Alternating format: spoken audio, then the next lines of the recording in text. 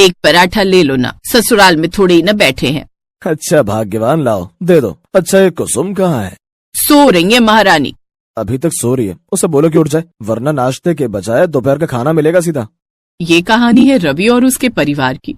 रवि बहुत ही संस्कारी और मेहनती लड़का था। और फिर नाश्ता करने के बाद, चलो भाई बहुत हो गया, पता नहीं आज मशीन चलेगी भी या नहीं। पापा मैं भी चलूं आपके साथ? और तू क्या करेगा वहाँ दुकान पे? सिलाई सीखूंगा आपसे। लो जी, सुनती हो, हम सोच रहे हैं कि हमारा बेटा डॉक्टर इंजीनियर बनेगा, और इसे देखो, इसे भी मेरी तरह दर्जी बनना है। हाँ तो दर्जी बनने में क्या बुराई है पापा? नहीं पगले, तू तो जम के पढ़ाई कर और बड़ा होके डॉक्टर इंजीनियर बन। दर्जी बन के तो तू मेरी तरह गरीब ही रह जाएगा। बढ़िया पैसे कमाएगा तो कुसुम की शादी करना भी तो आसान हो जाएगा। दोनों मिलकर अच्छा दहेज दे पाएंगे उसे, और उसकी शादी किसी अच्छे घर में हो पाएगी, समझा? देखो माँ, मेरी नींद भी नहीं खुली और ये दोनों मुझे घर से निकालने की बातें कर रहे हैं। घर से निकालने की नहीं, तुझे तेरे ससुराल भेजने की बात कर रहे हैं। मैं तेरे भाई को समझा रहा हूँ कि वो अच्छे से पैसे कमाए, तभी तो हमारी कल्लो की शादी हो पाएगी। देखो माँ, मुझे पापा फिर कल्लो कह रहे हैं। खुद तो काले और मुझे कल्लो कल्लो कहते हैं। और आप सुन लो भैया, आपको मेरे लिए पैसे कमाने की कोई जरूरत नहीं है। अपने लिए पैसे मैं खुद कमाऊंगी। अच्छा, और वो कैसे? मैंने सोच लिया है, मैं अपना ब्यूटी पार्लर खोलूंगी और खूब पैसे कमाऊंगी। हमने तो सोचा था कि बिटिया पढ़ लिख कर कुछ बड़ा करेगी, पर ये भी अपने भाई की तरह निकली। ऐसे क्यों बोल रहे हो पापा? पता है कितना पैसा कमाती है पार्लर वाली आजकल? हाँ, बस करवा चौथ के दिन, बाकी दिन तो बस खुद का ही मेकअप करती रहती है। ओम प्रकाश की बात सुनकर इस बार तो कुसुम भी हंस पड़ी। फिर रवि के जिद करने पर ओम प्रकाश उसे भी अपने साथ अपनी दुकान ले गए। उस दिन रवि ने पहली बार अपने पापा की दुकान पर नाप लेने से लेकर कपड़े की कटाई और फिर सिलाई होते हुए देखी। बड़ी मेहनत के बाद शाम को ओम प्रकाश ने एक लहंगा तैयार कर दिया। और फिर बता कैसा लग रहा है? बहुत ही सुंदर है पापा।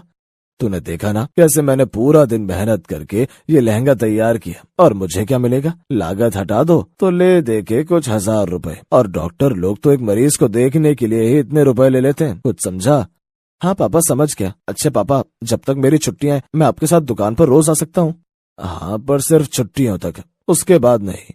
उस दिन रवि बहुत खुश था। ऐसे ही हंसी खुशी वक्त बीत रहा था, पर गरीब ओम प्रकाश के दिल पर गरीबी का बोझ था। वो चाहते थे कि उनके दोनों बच्चे अच्छे कॉलेज से पढ़कर कुछ अच्छी नौकरी करें, पर उनके पास इस सब के लिए पैसे नहीं थे। ऊपर से कुसुम का रंग सांवला था, उसकी शादी की चिंता भी उन्हें खाई जा रही थी। और एक दिन उनके दिल ने जवाब दे दिया और अपने आखिरी वक्त में उन्होंने रवि का हाथ पकड़कर उससे कहा, अब मुझे जाना होगा रवि। अब से सारे घर की जिम्मेदारी तुझ पर है बेटा, मुझे माफ कर दे। मैं तुझे डॉक्टर नहीं बना सका, पर तुझे एक अच्छा इंसान बनना होगा। हमेशा याद रखना, भगवान भी उसकी मदद करते हैं जो दूसरों की मदद करते हैं।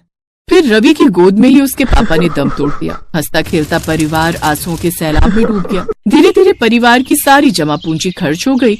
और फिर जैसा ओम प्रकाश ने कहा था, रवि ने पूरे घर की जिम्मेदारी अपने कंधों पर उठा ली। वो अपने पापा की दुकान में गया और वहीं बैठने लगा। शुरू में तो उसके पास कोई कपड़ा सिलवाने नहीं आता था, पर पापा की सीख को याद करते हुए और पूरी मेहनत और लगन से उसने अच्छे कपड़े सिलने सीख लिए और गुजारे लायक पैसे कमाने लगा। फिर एक शाम, लो माँ, ये 1000 रुपए, सब्जी राशन वगैरह ले आना। भगवान, ये तूने क्या किया?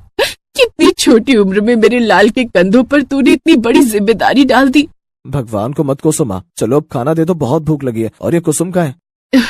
वो भी बस पार्लर से आती ही होगी। क्या वो पार्लर में लग गई क्या?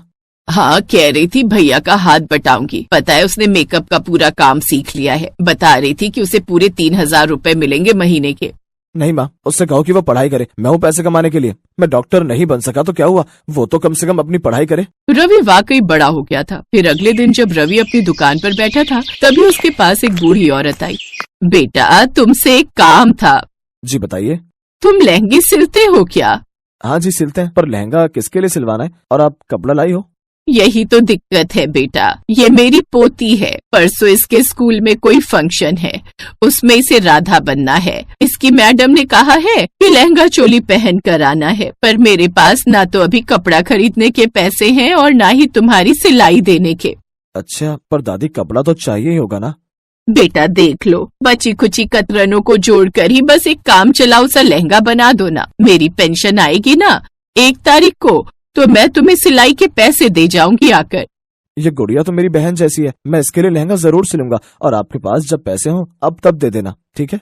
रवि की अच्छाई ने बुढ़िया के चेहरे पर मुस्कान ला दी। उनके जाने के बाद रवि ने अपने कटपीस के ढेर में से अच्छे अच्छे और चमकीले कपड़े निकालने शुरू कर दिए और लहंगा बनाना शुरू कर दिया। उसके पास वक्त कम था और काम ज्यादा था। फिर अगले दिन, कैसे हो बेटा? आइए दादी, मैं आपका इंतजार कर रहा था। लीजिए, आपकी पोती का लहंगा बनकर तैयार है। अरे पर गुड़िया है कहाँ? वो नहीं आई, वो खाना बना रही है।